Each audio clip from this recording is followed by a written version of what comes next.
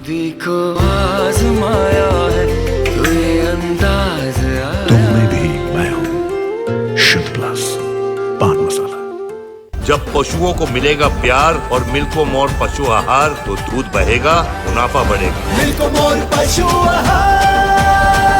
Eco plus का नया आविष्कार eco plus hexa power TMT इसकी प्रीमियम क्वालिटी व उन्नत जंग रोधक क्षमता दे बेजोड़ मजबूती।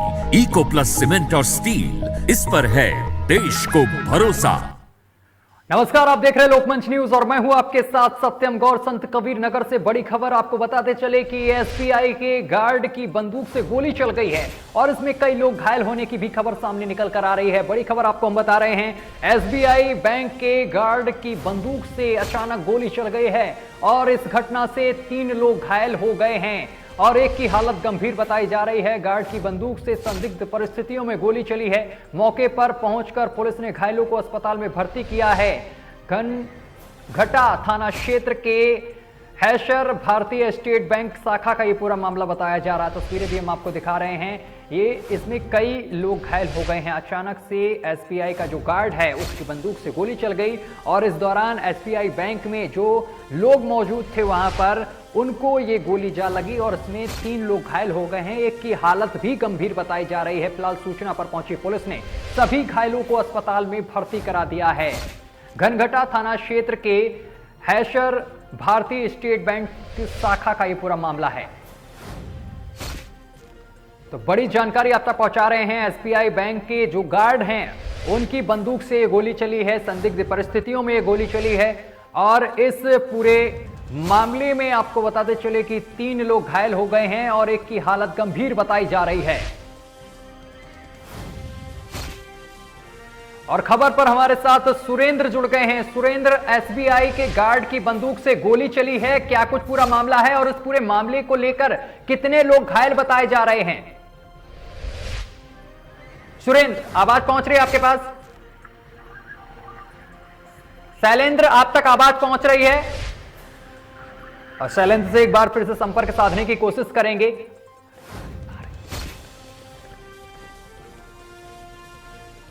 तो बड़ी जानकारी हम आप तक पहुंचा रहे थे जहां पर एसबीआई बैंक के गार्ड से ये गोली चली है और 3 लोग घायल, एक की हालत गंभीर बताई जा रही है। तो बड़ी जानकारी, ये तस्वीरें भी हम आपको दिखा रहे हैं। यहां पर पुलिस पहुंच गई है। पुलिस ने सभी घायलों को अस्पताल में भर्ती कराया है। तो बड़ी अपडेट हम आप तक पहुंचा रहे हैं जहां पर आपको बताते चले कि एसबीआई बैंक के गार्ड से अचानक गोली चल गई है और इस घटना में कई लोग घायल हो गए हैं।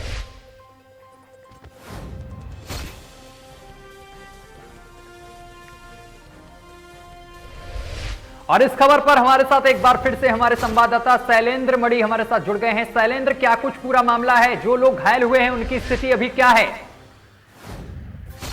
देखिए, आपको बता दें कि संत कबीर नगर जिले के हैदर बाजार में स्थित भारतीय स्टेट बैंक की एक शाखा में आज 2 वैन जो है पैसे लेके गई हुई थी। उसी दौरान गार्ड के बंदूक से अचानक गोली चल गई जिसमें एक महिला सहित 3 लोग घायल हो गए हैं। मौली थाना क्षेत्र के रघुनाथ पांडे गंभीर रूप से घायल है। मलौली सीएचसी से इनको खलीलाबाद जिला अस्पताल में भेज दिया गया है जहां डॉक्टर उनका उपचार शुरू कर दिया और खतरे के बाहर बताया जा रहा है। अचानक गोली चलने की सूचना के बाद पूरे क्षेत्र में हड़कंप मचा हुआ। पुलिस प्रशासन ने मौके पर गार्ड को कब्जे में ले लिया और आवश्यक कार्रवाई शुरू कर दी है। पुलिस क्षेत्र अधिकारी राम प्रकाश की माने तो गार्ड से अनजाने में गोली चल गई है। गोली कैसे चली इस बात की पुलिस जांच कर रही है। जी चलिए, तमाम जानकारी साझा करने के लिए शैलेंद्र बहुत बहुत शुक्रिया आपका। और महाराजगंज में मनोज तिवारी का कल दौरा है। अहम जानकारी आप तक पहुंचा रहे हैं। महाराजगंज में कल मनोज तिवारी का कल दौरा है। परसोना इंटर कॉलेज में कल पहुंचेंगे मनोज तिवारी और इस दौरान यहां पर जनसभा को संबोधित करेंगे। बड़ी और अहम जानकारी आप तक पहुंचा रहे हैं। फरेदा विधानसभा के भाजपा प्रत्याशी के पक्ष में वोट की अपील करेंगे और जनसभा को भी संबोधित करेंगे। इस वक्त की बड़ी और अहम जानकारी आप तक पहुंचा रहे हैं महाराजगंज से, जहां पर मनोज तिवारी का कल दौरा है। परसोना इंटर कॉलेज के कुलहुई बाजार में उनका कल आगमन होगा। फरेदा विधानसभा के भाजपा प्रत्याशी के पक्ष में वो जनसभा को संबोधित करेंगे और जनता से वोट की अपील करेंगे। खबर पर ज्यादा जानकारी के साथ ब्रजकिशोर हमारे साथ जुड़ गए हैं। ब्रजकिशोर, कर मनोज तिवारी का दौरा है, दौरा को लेकर क्या कुछ आपके पास जानकारी है?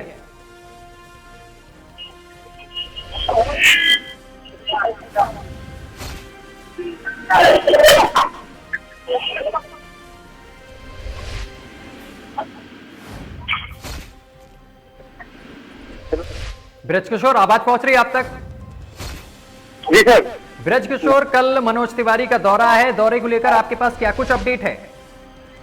जी सर, आपको बता दें कि महाराजगंज जिले के कुल्लू बाजार में कल मनोज तिवारी जी कुल्लू में जनसभा को संबोधित करेंगे और आज भारतीय जनता पार्टी के प्रत्याशी लगन बहादुर सिंह के पक्ष में जनसभा को संबोधित करेंगे। चलिए, तमाम जानकारी साझा करने के लिए बहुत बहुत शुक्रिया आपका। तो कल ये अहम दौरा है और बीजेपी प्रत्याशी के पक्ष में जनसभा करेंगे और जनता से वोट की अपील करेंगे। और अगली खबर गोंडा जिले से है, जहां पर मतदान की तारीख जैसे जैसे नजदीक आ रही है वैसे वैसे नेताओं के आरोप और प्रत्यारोप के प्रहार और भी तीखे देखने को मिल रहे हैं। गोंडा जिले के गौरा विधानसभा क्षेत्र से सपा प्रत्याशी संजय विद्यार्थी ने भाजपा प्रत्याशी पर बड़ा आरोप लगाते हुए कहा है कि गौरा विधानसभा में जो भी विकास कार्य दिख रहा है वह समाजवादी पार्टी की सरकार में हुआ था। भाजपा का फार्मूला दूसरा है, एक रोड बना है जो पैर से मारो तो उखड़ जाता है। और कहा है कि हमारे सपा सरकार में 5 पुल और ITI और इसके साथ ही बिजली का काम हुआ था, आज भी दिख रहा है। टिकट बंटवारे को लेकर विद्यार्थी ने आगे कहा है कि यह स्वार्थी लोग हैं, जिनका स्वार्थ नहीं सिद्ध हुआ वह दूसरे रास्ता अपना लिया है। तो संजय विद्यार्थी ने, जो कि समाजवादी पार्टी के प्रत्याशी हैं, उन्होंने बीजेपी पर जमकर निशाना साधा है। तस्वीरें हम आपको दिखा रहे हैं। अब गोंडा में चुनाव है और 5वें और 6ठे चरण के चुनाव को लेकर सभी प्रत्याशी और स्टार प्रचारक जनसभाएं कर रहे हैं। इस दौरान गोंडा से अहम जानकारी अब तक पहुंचा रहे हैं गौरा विधानसभा के प्रत्याशी हैं। उन्होंने बीजेपी प्रत्याशी पर जमकर हमला बोला है, कहा है कि बीजेपी का काम नहीं दिखता है, समाजवादी पार्टी के कार्य आज भी दिख रहे हैं। तो अहम जानकारी अब तक पहुंचा रहे हैं। आपको बताते चले कि संजय विद्यार्थी ने आरोप लगाया है बीजेपी पर, गंभीर आरोप लगाए हैं। और इस खबर पर ज्यादा जानकारी के साथ हमारे संवाददाता तौफिल हमारे साथ जुड़ गए हैं। तौफिल, यहां पर सपा प्रत्याशी ने बीजेपी प्रत्याशी पर हमला बोला है। जी बिल्कुल, मैं बताना चाहूंगा कि जिस तरीके से एक मतदान की तारीख करीब आती जा रही है, उसी तरीके से नेताओं में, प्रत्याशियों के बीच आरोप प्रत्यारोप का जो है वो तीखे प्रहार तेज होते जा रहे हैं। मैं जैसा बताना चाहूंगा कि इससे पहले जो है लगातार जो है इन पर हमले किए जा रहे थे, अन्य प्रत्याशियों और प्रत्याशी के दलों के नेता द्वारा हमले किए जा रहे थे। इसी क्रम में अब जो सपा प्रत्याशी संजय विद्यार्थी हैं, उन्होंने भी जो है अब तीखा प्रहार शुरू कर दिया है और खासकर उन्होंने भाजपा प्रत्याशी को निशाना बनाया है, क्योंकि वो वर्तमान में विधायक भी हैं और वहां की जो समस्याएं हैं जिनका निराकरण को लेकर हो या और अन्य ऐसी समस्याएं हैं जो लगातार बनी रही है, उसको चीज लेकर उन्होंने लगातार हमला करते चले आए हैं। जी चलिए, तमाम जानकारी साझा करने के लिए तौफिल आपका बहुत बहुत शुक्रिया। सबसे पहले तो मैं राष्ट्रीय अध्यक्ष अखिलेश यादव जी को धन्यवाद देता हूं, जिन्होंने हम जैसे कार्यकर्ता को, चूँकि मैं गरीब परिवार में जन्मा हूं, और उन्होंने हमारे जैसे छोटे से कार्यकर्ता को विधानसभा का टिकट देके गौरा विधानसभा के आम आवाम, गरीब, नौजवान, किसान, माताओं बहनों का जिस तरीके से प्यार, आशीर्वाद, सहयोग मिल रहा है, निश्चित तौर पे गौरा विधानसभा में परिवर्तन होने जा रहा है। उद्देश्य क्या है चुनाव मैदान में आने का? उद्देश्य क्या है? उद्देश्य यह है कि गौरा विधानसभा जनपद गोंडा से काफ़ी दूर है, काफ़ी पिछड़ा हुआ क्षेत्र है। माननीय अखिलेश यादव जी हमसे मैंने निवेदन किया कि हमारा क्षेत्र बहुत पिछड़ा है। उन्होंने कहा कि मैं गौरा विधानसभा को गोद ले लूँगा। और बीते 24 घंटे से अधिक समय से रूस और यूक्रेन के बीच युद्ध चल रहा है और ऐसे में यूक्रेन की विभिन्न मेडिकल यूनिवर्सिटी में पढ़ने वाले इंडियन स्टूडेंट को लेकर उनके परिजनों में भारी चिंता बढ़ रही है। यूक्रेन में फंसे अपने बच्चों को भारत वापस लाने के लिए परिजन बेहद परेशान हैं और सरकार से अपने बच्चों को भारत वापस लाने की गुहार लगा रहे हैं। मैनपुरी की करहल के अहिंसा कॉलोनी निवासी कमलेश कुमार यादव का पुत्र अनुपम यादव, जो कि यूक्रेन में मेडिकल की पढ़ाई करने गया था और वह भी इस समय यूक्रेन में फंस गया है। उसके परिजन यहां पर चिंतित हैं। बच्चे से लगातार फिलहाल बातचीत हो रही है फोन के जरिए, लेकिन यहां पर सभी के चेहरे पर शिकन है और जो परिजन हैं वो लगातार सरकार से गुहार लगा रहे हैं कि बच्चों को सकुशल वापस भारत लाया जाए। खबर पर ज्यादा जानकारी के साथ हमारे संवाददाता अभिषेक जैन जुड़ गए हैं। अभिषेक, यूक्रेन में कई भारतीय नागरिक अभी भी फंसे हुए हैं और मैनपुरी के करहल का एक स्टूडेंट भी अभी यूक्रेन में फंसा है। क्या कुछ मामले को लेकर अपडेट है? क्या इस स्टूडेंट की इनके परिजनों से बातचीत हो रही है?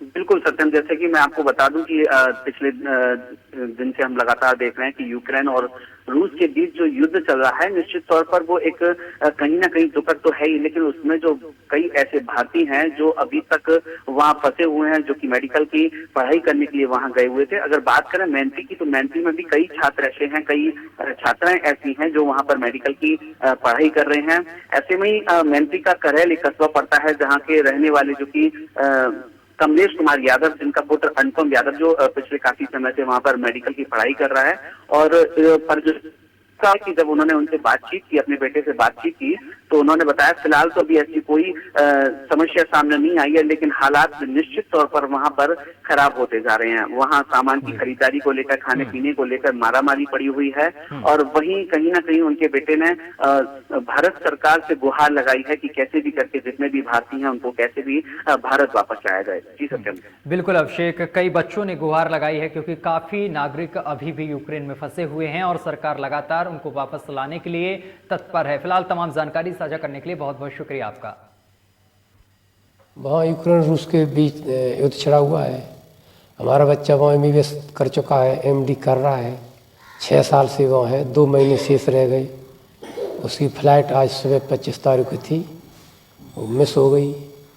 और आप लोगों के चैनल के माध्यम से मैं भारत सरकार से अनुरोध करता हूँ कि हमारा बच्चा स्वदेश जल्दी से जल्दी लौट आए।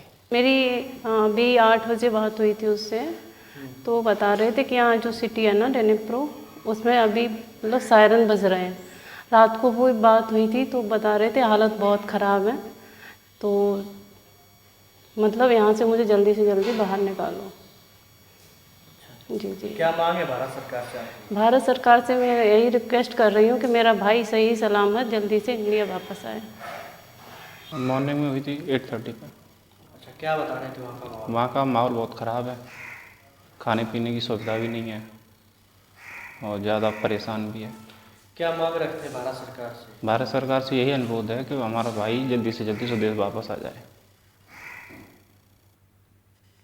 अब हार के डर से बीजेपी के राष्ट्रीय अध्यक्ष जेपी नड्डा और भाजपा नेता हताश में मुद्दों से ध्यान भटकाने के लिए उल जुलूल बयान दे रहे हैं, लेकिन प्रदेश में बीजेपी सरकार में नौजवानों, किसानों और आम आदमी पर जो अत्याचार हुआ उसे भूला नहीं है।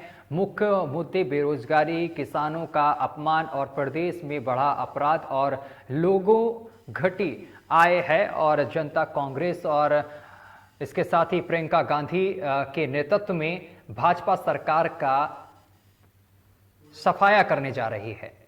ये हार के डर से भारतीय जनता पार्टी के नेता मुद्दों से ध्यान भटकाने के लिए इधर और उधर की बात कर रहे हैं। जेपी नड्डा जी अपने क्षेत्र की लोकसभा सीट हार गए और उसके बाद महंगाई को लेकर 10 रुपए कम हुआ। लोगों को यह बात पता है कि भारतीय जनता पार्टी को हराकर ही महंगाई पर काबू पाया जा सकता है। प्रदेश का नौजवान बेरोजगार है, उत्तर प्रदेश में अपराध बढ़ गया, किसानों पर गाड़ियां चढ़ाई गई। उत्तर प्रदेश के लोग इन मुद्दों को भूले नहीं। आज अलीगढ़ के थाना गांधी पार्क क्षेत्र के बौनोर तिराहे पर चेकिंग के दौरान कट्टी की गाड़ियों को यहां पर रुकवाकर कार्रवाई की जा रही है। लगभग आधा दर्जन गाड़ियां, जिसमें लगभग 300 छोटे और बड़े पशु पकड़े जा चुके हैं। आपको बताते चले कि यह गाड़ियां दूसरे जिले से अलीगढ़ की मीट फैक्ट्रियों में पशुओं को ले जाने में प्रयोग की जा रही थी और छोटे बड़े पशुओं को देखने से समझा जा सकता है कि मीट फैक्ट्रियों में बड़े पशुओं के साथ छोटे छोटे पशुओं को भी अवैध रूप से काटा जा रहा है और इसके साथ ही उन्होंने इसमें लाने वाले सभी गाड़ियों का प्रयोग किया जा रहा है और उन गाड़ियों की क्षमता 10 पशुओं की होती है। फिर भी गाड़ी मालिक उस पर 50 से 60 पशु लेकर आते हैं, जिससे पशु क्रूरता साफ नजर आ रही है। और इसी के साथ बुलेटिन में अभी के लिए बस इतना ही। देश दुनिया की तमाम खबरें देखने के लिए देखते रहिए आपका अपना चैनल लोकमंच न्यूज।